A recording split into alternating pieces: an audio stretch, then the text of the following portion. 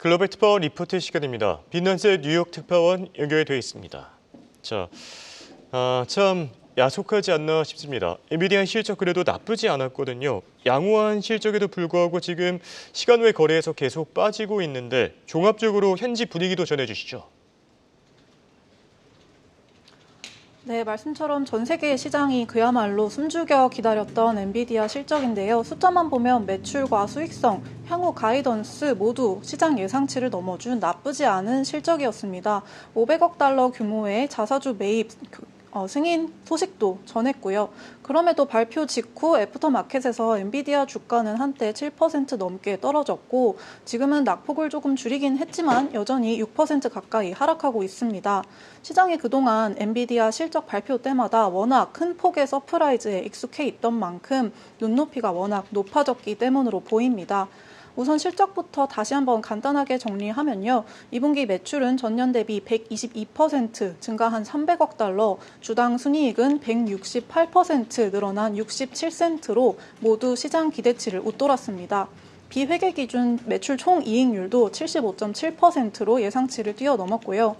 다만 시장 기대치를 얼마나 웃돌았는가를 계산한 서프라이즈율은 순이익 기준 3%에 그쳤는데요.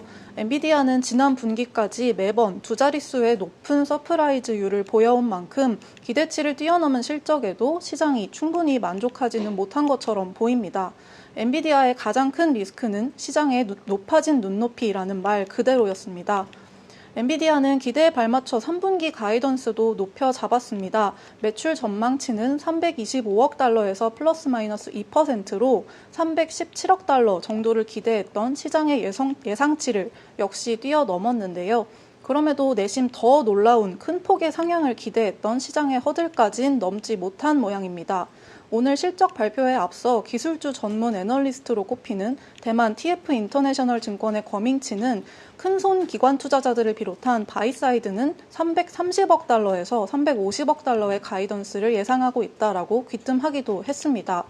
블룸버그 인텔리전스의 쿤잔 소바니 애널리스트는 이번 실적의 서프라이즈 정도가 일부 투자자에겐 실망감을 안겨줄 수도 있다면서도 펀더멘털과 장기 전망은 여전히 좋아 보인다고 말했습니다. 시장은 이제 현재 진행 중인 엔비디아의 컨퍼런스 콜과 약 1시간 뒤에 있을 젠슨 황 CEO의 인터뷰만 기다리고 있습니다. 특히 엔비디아의 차세대 칩인 블랙웰의 양산과 출하 전망에 대해서 귀를 기울이고 있는데요. 엔비디아가 블랙웰 설계와 양산에 어려움을 겪고 있다는 우려를 얼마나 잠재워줄 것인지가 관건이겠죠. 일단 엔비디아는 현재 컨퍼런스 콜에서도 젠슨 황 CEO가 직접 올 4분기에 블랙웰 매출이 수십억 달러 발생할 것이라고 밝혔습니다. 양산에 문제가 없다는 점을 강조를 한 거고요.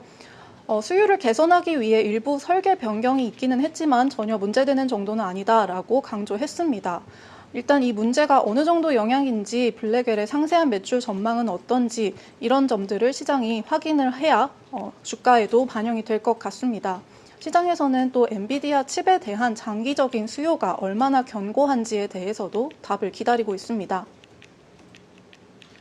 네, 세계 증시를 위해서 엔비디아가 좀 잘 가져야 될 텐데요. 젠슨 황 CEO 조금 더 힘내면 좋을 것 같고요. 그럼 이번 주에 또 시장에 영향을 미친 흐름들도 체크해 보겠습니다. 지금 슈퍼 마이크로 컴퓨터가 오늘 한 20% 가까이 폭락했거든요. 어제는 공매도 이슈가 있었고 오늘은 또 회계 부정 의혹에까지 휩싸였는데 어떤 내용들 나왔는지 전해주시죠. 네, 말씀처럼 엔비디아뿐 아니라 주목할 만한 흐름을 보인 다른 대형주들도 있었는데요. 대표적인 게 말씀하신 슈퍼마이크로 컴퓨터입니다. AI 데이터 센터용 서버렉을 만드는 이 회사는 미국 증시에서도 대표적인 AI 수혜주로 꼽혀온 곳인데요. 이날은 19% 폭락한 채 거래를 마쳤습니다. 전날 슈퍼마이크로가 회계 위반을 저질렀다는 의혹이 제기된 데 이어서 이날 개장 직전에 회사 측이 재무회계 보고상의 문제로 사업보고서 제출을 연기한다고 밝혔기 때문입니다. 슈퍼마이크로는 경영진이 재무보고 관련 내부 통제를 설계하고 그 운영 효과에 대한 평가를 완료하려면 추가적인 시간이 필요하다라고 그 이유를 밝혔는데요. 마침 공매도 업체 힌덴버그 리서치가 전날 슈퍼마이크로의 회계 조작, 미공개 당사자 거래 등에 대한 의혹을 제기하는 보고서를 발표한 직후입니다. 바로 다음 날 회사 측이 이렇게 사업 보고서를 연기한다 하니까 투자자들의 불안감이 증폭됐습니다.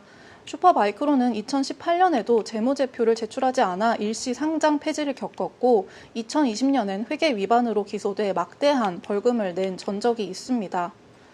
오늘 이 외에도 최근 전 세계적인 IT 블랙아웃 사고를 일으킨 사이버 보안 업체 크라우드 스트라이크도 장 마감 후에 실적을 발표했는데요.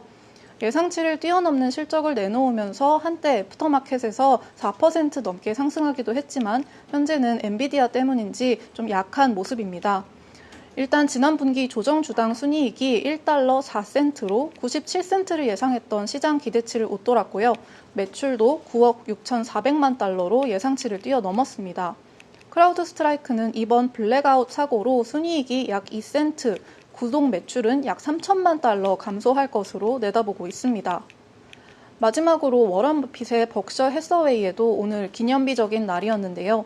이날 벅셔 해서웨이 클래스 A 주가가 0.7% 오르면서 사상 처음 시가총액 1조 달러를 돌파했기 때문입니다.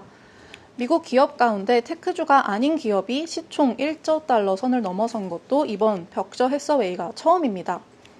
올 들어 벅셔의 주가는 26% 넘게 오르면서 18% 오른 S&P 500의 상승률을 훌쩍 뛰어넘었습니다. 지금까지 뉴욕에서 한국경제신문 빛난세 특파원이었습니다.